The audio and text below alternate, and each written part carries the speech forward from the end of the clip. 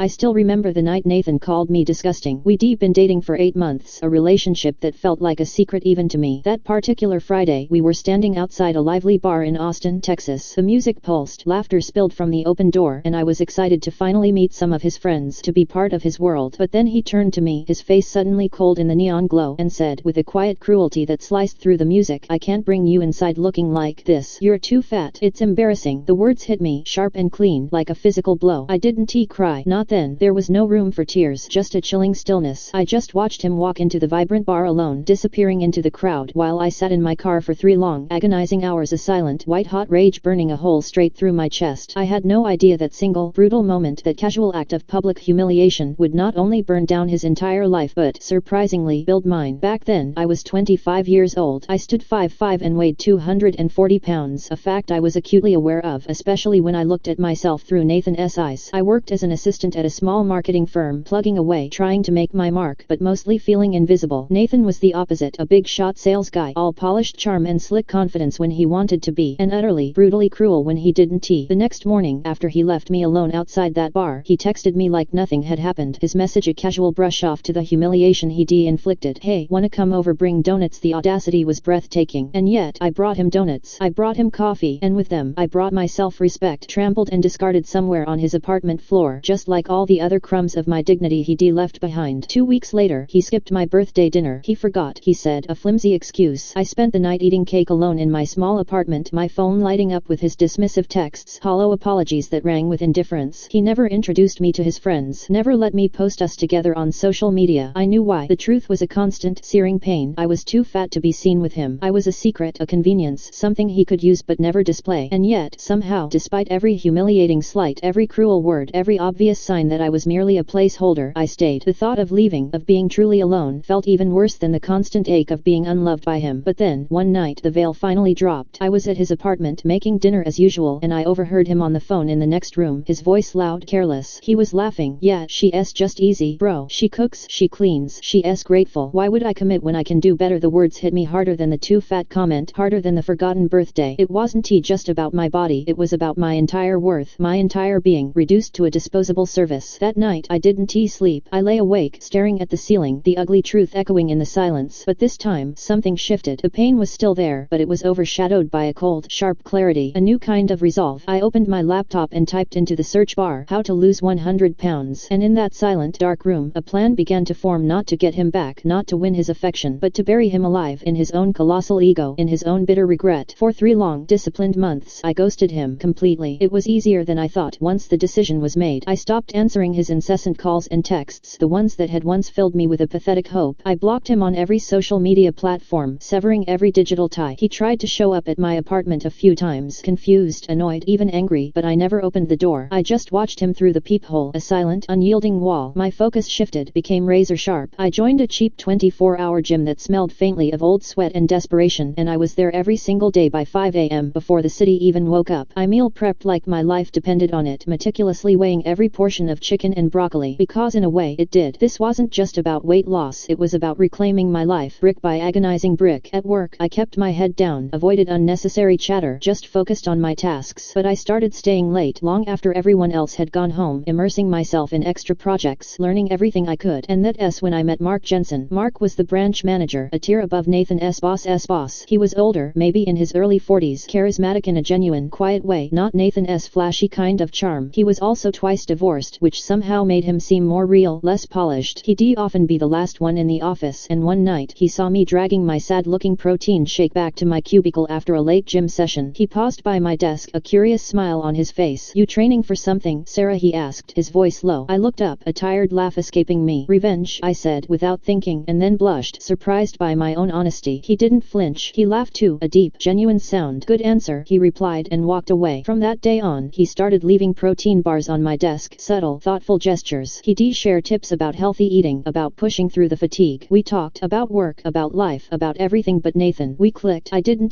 tell him about Nathan, not yet. That part of my life was still a raw wound, a secret I wasn't ready to share. By Christmas, barely 3 months in, I'd dropped a solid 40 pounds. The clothes were hanging looser, my face was changing, and a quiet strength was building inside me, stronger than any rage. Nathan called again around Christmas. He left a slurring voicemail, clearly drunk. "Merry Christmas, babe. Come over." I didn't he answer. I just deleted the message. He was fading, becoming irrelevant. 6 months later, the transformation was undeniable. I lost a total of 80 pounds. I was 160 pounds now, strong, confident, and utterly unrecognizable to the woman who had cried in her car. My life had completely restructured around my new self. Mark and I had started dating quietly at first, respectful of our professional boundaries, but our connection deepened with every shared laugh, every late-night conversation. He saw me, truly saw me, in a way Nathan never had. He celebrated my strength, my discipline, without ever mentioning my past size. He made me feel beautiful and strong, not despite anything, but because of who I was becoming. One Friday evening, Mark asked me to join him for a company happy hour, a small gathering of senior staff and managers. And of course, the universe has a cruel sense of humor. It was at the very same bar where Nathan had humiliated me months ago. When I walked in, arm linked with Mark S., a collective hush fell over Nathan's usual crowd. His jaw literally hit the floor. I wore a sleek, black dress, new curves, sharp angles, confidence humming in my veins. My hair was styled, my makeup perfect. I was no longer the invisible girl. Mark's arm was around my waist, a possessive, proud gesture, like I was something truly priceless. Nathan stammered, his eyes wide, struggling to form words. Hey, wow, you look different. He looked like he'd seen a ghost, or perhaps a terrifying premonition. Mark, completely clueless about our shared history, looked from Nathan to me, a polite, questioning look on his face. I smiled, a slow, deliberate smile, enjoying the moment of his discomfort. Oh, have you two met? I asked sweetly, the question laced with an irony only I could hear. The tension in the air was palpable, thick enough to cut with a knife. Later, when I went to the bathroom, Nathan, predictably, cornered me by the sinks. His face was a mixture of bewilderment, anger, and a flicker of something that looked like regret. So what's this, Sarah? You date my boss to get back at me? He hissed, his voice low and furious. Typical Nathan. He still thought everything revolved around him. I leaned close, my voice a calm, steady whisper, a stark contrast to his agitated tone. No, Nathan, I said, letting the words sink in. I became unrecognizable so you'd choke on regret. And you are. His face crumpled, the truth hitting him with the force of a physical blow. But he didn't know half of it. He had no idea the full extent of the fire I was about to unleash. He had only seen the first act of my revenge. A month later, a new opportunity arose. Mark, who had a keen eye for detail and a strong ethical compass, approached me in confidence. He asked if I knew anything about anyone potentially leaking client information to competitors. My heart skipped a beat. I knew. Nathan, in his arrogant carelessness, had bragged about his side hustle all the time, selling client leads to rival firms for quick cash. He thought he was so clever, so untouchable. I looked at Mark, his face serious, concerned about the company. I didn't hesitate. I slid him the proof, old screenshots I'd taken years ago when Nathan had carelessly left his laptop open, showing email exchanges with rival companies, documents that confirmed his unethical, illegal dealings. Mark didn't say much. He just studied the evidence, his expression grim, then nodded slowly. 2 weeks later, the office was buzzing. Nathan was fired. Not just fired, but blacklisted. The news spread like wildfire through the Austin sales world. No one wanted to hire someone known for selling out clients. His carefully built reputation, his big shot persona, crumbled to dust. He messaged me that night, his tone desperate, pathetic. Why are you doing this? Please, let us talk. I saw the message light up on my phone, and for the first time ever, I left him on read. The satisfaction was sweeter than any dessert. A year later, under a clear Texas sky, I married Mark. He treats me like gold, not just as a wife, but as a true partner. He encourages my strength, celebrates my ambition, and loves every curve, every scar, every old wound I've turned into armor. He makes me feel safe and cherished. Last I heard, Nathan's bartending at some dive bar off I-35, serving drinks instead of selling dreams. Sometimes I pass by just to see if he's there. I never stop in. I don't need to. The score is settled. So, was I petty, or did I just finish what he started and reclaim my own life in the process? Would you have done the same?